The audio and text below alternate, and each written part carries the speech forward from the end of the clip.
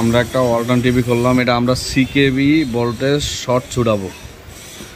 CKB voltage short ছুটাইলে এটা কি হবে, ডিসপ্লেটা চালু হবে।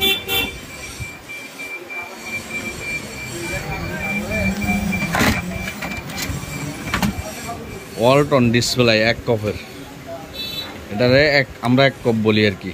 এরকম যদি আরো বারবার কপ থাকতো তাহলে ওইটা যত কপ থাকতো তত কপ হইতো।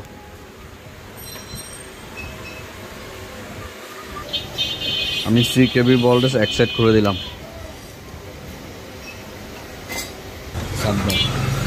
আমি এখন সিকেবি ভোল্টেজ মাপ দিব।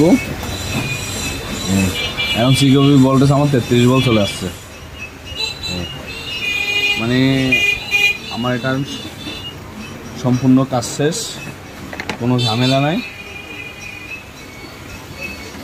এই যে ডিসপ্লে চলে আসছে।